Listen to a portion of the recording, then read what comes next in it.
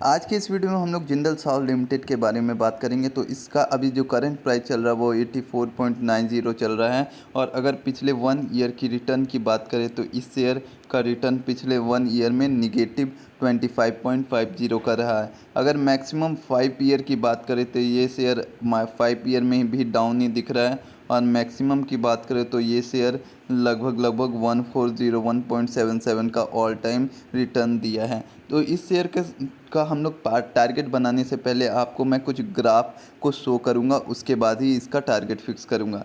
तो आप देख सकते हैं कि इस शेयर का ग्राफ कुछ ऐसे गया है, अब ऊपर जाता है फिर नीचे आता है। ये 2008 की मैं बात कर रहा हूँ।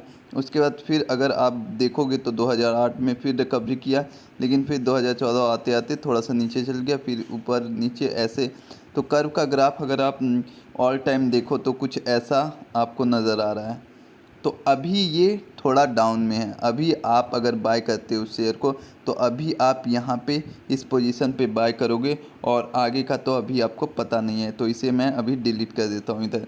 तो अगर आपको इस शेयर को लेना है तो आपका पहला टारगेट होना चाहिए 4% का। पहला टारगेट जो इस शेयर में हम लोग बनाएंगे वो 4% का बनाएंगे। दूसरा टारगेट जो हमारे इस शेयर करेगा वो 6% करेगा। और तीसरा टारगेट जो हमारा शेयर करेगा वो 10% करेगा। सबसे पहले हम लोग सपोर्ट देखेंगे। अगर अच्छा खासा सपोर्ट मिला, न्यूज़ अच्छा आया इस शेयर का, सेल्स ग्रोथ बढ़ा, प्रॉफिट ग्रोथ बढ़ा, तो इस शेयर में हम लोग अपना टारगेट भी वैसे ही इंक्रीज़ करेंगे। T1 T2 T3 हम लोग 3 टारगेट इस शेयर का सेट किए हैं। तो अगर आपको इस शेयर को लेना है तो आप अपने टोटल कैपिटल का कुछ इन्वेस्टमेंट इस शेयर में कर सकते हैं। आपको कुछ बातों का ध्यान रखना चाहिए, उसके बाद मैं फंडामेंटल्स पे आऊँगा। सबसे पहला बात तो आपको स्टॉप लॉस लगाना है, अपना रिस्क टू रिवार्ड रेशियो देखना है। और अगर आप इस शेयर को लॉन्ग टर्म में ले रहे हो तो आपको पहले इसका ग्राफ को और अच्छे से एनालाइज करना है। अगर आप डिटेल्स में इसके ग्राफ को देखोगे तो ये अप डाउन ऐसा करके गया है। ऐसा मैं नहीं बोल रहा हूँ कि रिकवर नहीं किया है, लेकिन अगर आप ऊपर में किसी ने बाय किया होगा तो उसे काफ़ी टाइम लगेगा रिकवर करने में। अब आपका मेन मुद्दा क्या है? आप शेयर मार्केट में आए हो, आपका मेन मकसद है कि आप जो भी कैपिटल लगा रहे हो उससे पैसा कमाना। ऐसा तो मकसद नहीं है कि आपको रिकवर करना। आप ट्रेडिंग तो कर नहीं रहे हो, आप लॉन्ग टर्म इन्वेस्टर हो या शॉर्ट टर्म इन्वेस्टर हो, दोनों में आपको फ़ायदा होना चाहिए। अगर फ़ायदा ना हो तो नुकसान बिल्कुल कम होना चाहिए। अब हम लोग थोड़ा सा फंडामेंटल से देख लेते हैं जिंदल साव लिमिटेड का। तो इस कंपनी की मार्केट कैप की बात करें तो इस कंपनी का मार्केट कैप 2.70 TCR का है। अगर पी रेशियो की बात की जाए तो वो है 10.19 का। अब हम लोग आगे चलते हैं और थोड़ा सा फंडामेंटल्स इस कंपनी का देख लेते हैं। तो इस शेयर की अगर की मैट्रिक्स की अब बात करो तो पी रेशियो है 6.62 का। अगर सेक्टर पी की बात करो तो सेक्टर पी से इसका पी काफ़ी कम है, जैसा कि आप सभी को देख सकते हैं, काफ़ी टाइम्स कम है। पीबी रेशियो में भी वही हाल है, इसका PB ratio sector P ratio से काफ़ी कम है, पीबी रेशियो से। डिविडेंड यील्ड की बात करें तो ये काफ़ी अच्छा डिविडेंड प्रोवाइड करता है सेक्टर की तुलना में।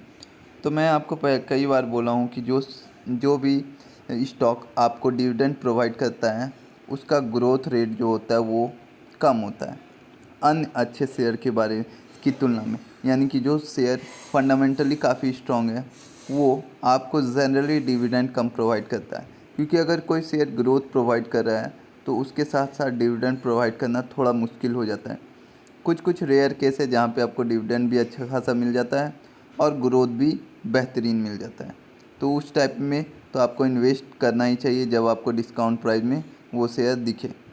अब आप फोरकास्ट एंड रेटिंग की बात करो तो लगभग सभी इन्वेस्टर्स ने, जो भी अच्छे एक्सपर्ट है, लगभग सारे एक्सपर्ट्स बोलते हैं कि आप लॉन्ग टर्म में इस शेयर को ले सकते हो, शॉर्ट टर्म में भी आप अगर इस शेयर को लेना चाहो तो ले सकते हो।